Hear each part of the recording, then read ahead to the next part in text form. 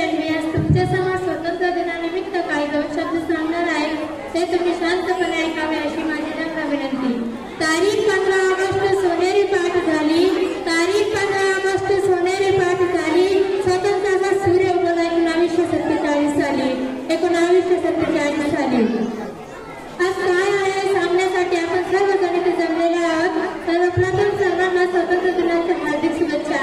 जन्माला आल्यापासून जन्माच्या पहिल्या वर्षापासून आपल्याला माहित असते की आपल्या देशासाठी कोण लढले, महात्मा गांधी कोण होते, सुभाषचंद्र बोस कोण होते, पंडित जवाहरलाल नेहरू कोण होते, हे नेता होते ते नेता होते। लहानपणापासून आपण शिकत येतो की शिवाजी महाराज कोण होते, पण त्यांच्यातलं एकाच लक्षात आहे का भारत स्वतंत्र झाला कधी झाला?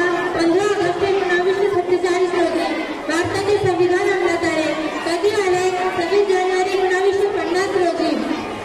तिरंगामध्ये 3 रंग असतात, त्याला एक अशोक चक्र असतात, हे सर्वांना माहीत असते, पण अशोक चक्रामध्ये किती असतात ते सर्वांना माहीत असते का?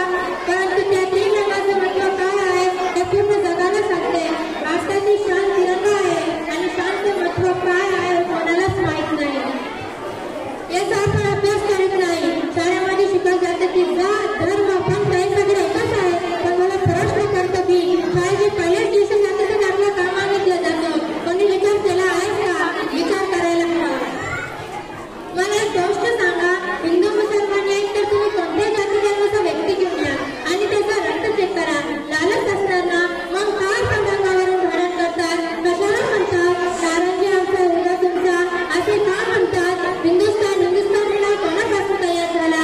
हिंदू आणि मुसलमान याचपासून हिंदुस्थान नाव निर्माण झाला आहे, त्याचा कोणी विचारच केला नाही। विचार करायला हवा। आपल्या इतिहासात काय आहे लक्षात आणलंच पाहिजे।